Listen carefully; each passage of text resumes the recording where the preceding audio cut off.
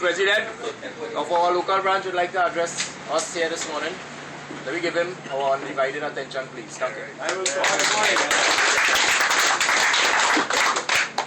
Yeah, comrades. Morning again and thanks, comrades. Morning.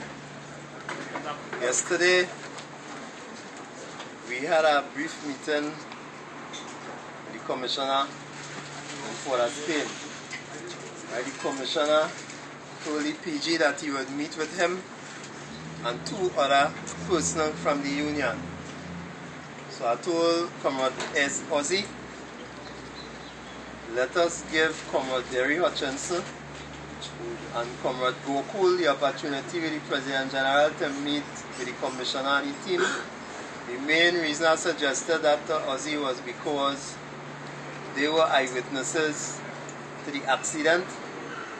They were directly in contact with the police in the St. Margaret station when they went to give their report on 2 occasions and was rejected. They met with the police commissioner. The police commissioner made several calls. Right? One of the calls was to stop all payments from T.C.L. going to any police or any police station. Right? On behalf of the police. Right?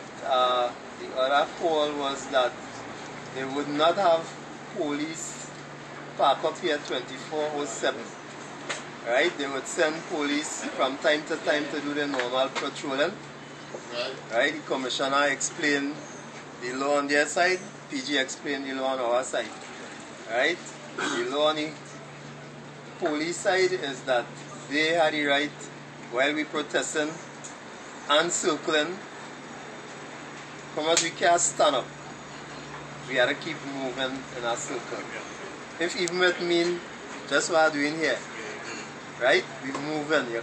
I can't tell it to move fast and to move slow, right? Once you keep moving, the police cannot touch you. They have no right to touch you, and they cannot arrest you. Right? This morning, the policewoman came and she touched me, and I told her, I say, do not touch me. Do not have any right to touch anybody here. If you see me doing something wrong, tell me what I doing wrong. Right? And I will appreciate that and I will correct that. From the moment you touch me, you're changing the whole scenario here. And from the time I tell her that, she tell me well, she don't want to have this conversation with me. Right? Because she knows nothing about industrial laws. Right? I say, well, I just spell it out for you. Right? And she take her side. Now after out here for more than 50 days, comrades, we have to be very particular with what we do in front there. Right? We won several victories yesterday.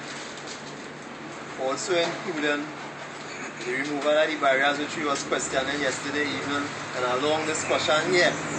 Right? When I leave here last night, I passed Central Office, was there some discussion with the General Secretary. I didn't get him on phone, I didn't meet him in office. Right?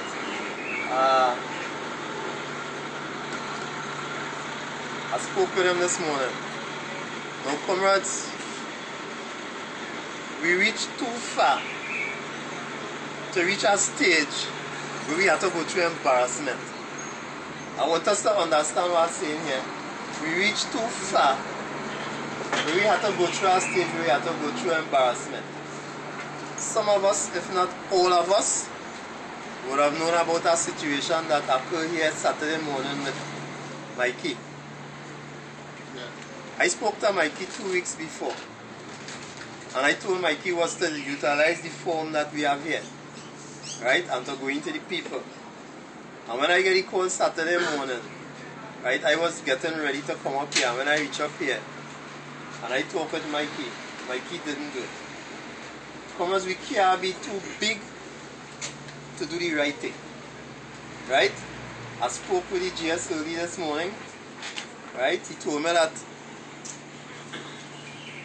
he got one call from a banking institution where somebody utilized the form, right?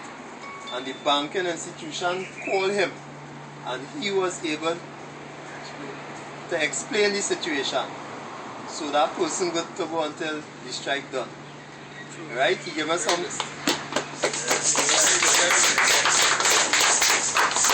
I want us to utilize the form command. You take the form, you print your name on the form, you put what section you're working in, and you go into the financial institution that you get your loan from. Right? And you have some discussion with them. If you get any problems, give us immediate feedback so that we can have the appropriate personnel in the union address our situation and let us avoid any embarrassment. Right? Now, a situation occurred, or two situations occurred this morning. Now, comrades, we can't lose the cool at this stage. If I see Mike going down a road that I know wouldn't be a plus to we yet, and I talk to Mike and Mike didn't hear me, well then I had to take Ban Mali with myself and talk to Mike. If he ain't here to have us, we got to increase it, and if it means we had to bring him here for a while for him to cool down, we had to do it. Right? We had to do it. We had to do it. We ain't want no casualties on our side, comrades. Right? The police spoke to me several times for the morning. Right?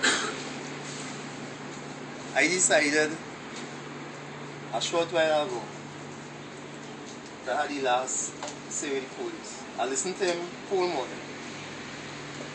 And I told him, and I approached him a short while ago, that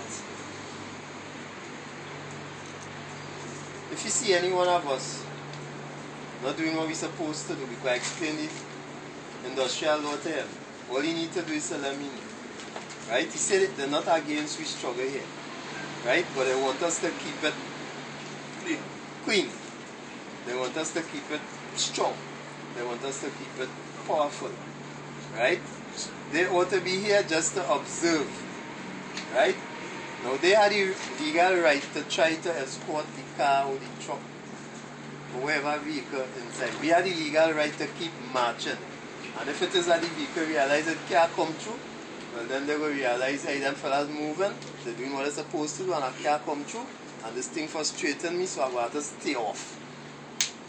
Right?